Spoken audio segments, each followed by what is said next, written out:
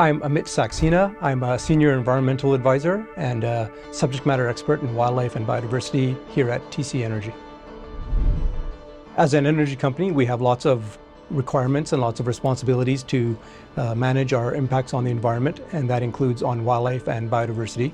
So my role here is to manage all of our project impacts on biodiversity and make sure that we put the land back the way it was before we started our projects, and also to learn a little bit about wildlife and biodiversity in the natural environment in which we operate. It's largely based out of our Calgary headquarters here, and I deal with provincial and federal regulators and government agencies, as well as managing a lot of consultants who are doing a lot of field work. I was a kid interested in animals, for sure, and a lot of support from my family to do what I wanted to do. And I started out in vet school, actually, and I thought that's where I was going to go. And I did a first year of vet school and then realized, hey, I could work with wildlife, actually, and be out in nature. And it was a better environment for me rather than dealing with animals in cages at a vet clinic. So I switched to wildlife biology and never looked back. I have lots of cool experiences. I've been able to travel the world in my role. I'd like to spend more time out in the field, but I think it's the natural progression of a career as you go through. You start out as a field grunt, spending most of your time out in the bush, and then less and less, and starting to do more project management and budget management, etc. I know, talking to my kids, they ask a lot of questions about my work and the things that I'm working on. You know, it's very nice to be able to share that with them, but then also to be home and dealing with the things that they're dealing with as a family and as kids. That's a really important part of being a family, is spending quality time together. We're lucky here in Calgary. We live so close to the mountains.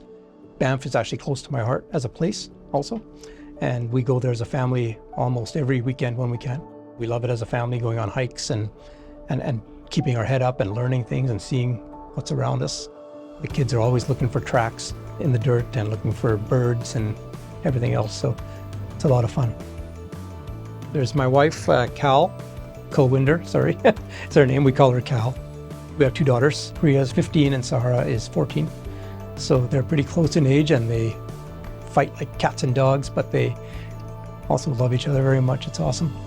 One of the things that's important to me working in the energy sector is making sure that there is a future for my family and my kids and their kids.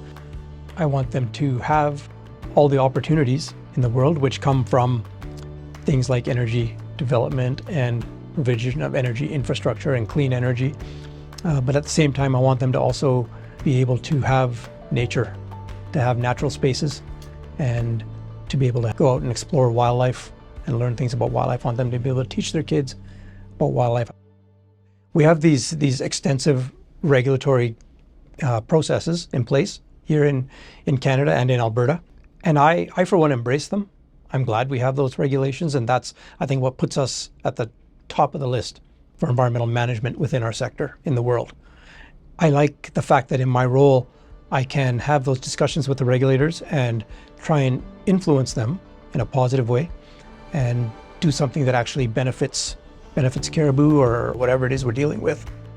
A lot of the work that we do is around caribou. Caribou are one of the highest profile species at risk, so we have extended requirements to do mitigation planning around caribou.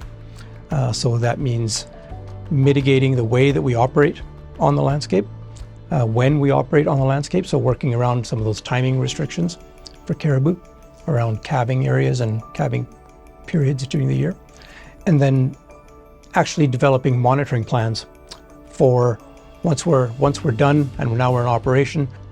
I've done study designs and recovery plans for caribou where you say, this is all the things, these are all the levers we need to pull. It's amazing how many different factors come into play to try and affect caribou populations at the end, as the end goal. Caribou recovery is a multi-lever operation, and that's one of the things that I'm working on, is trying to work with the regulators, with the government agencies, and with Indigenous communities. That's where I hope to sort of finish my career on, is on that collaboration piece, working with all these different agencies and pulling all the different levers and the right levers to the right extent to make a difference for caribou.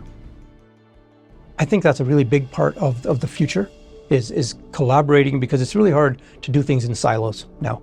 The world is getting smaller and smaller, and there's a real need to work with Indigenous people on the landscape, with other stakeholders who have an interest in the resources. That's, I think, a very important part, actually making the environment a better place after we leave than it was before we found it. To anyone looking for a career in the energy sector, I would say there's almost always a role for you, no matter what your area of expertise is. And all you have to do is find that niche, and you can make a living doing it, for sure.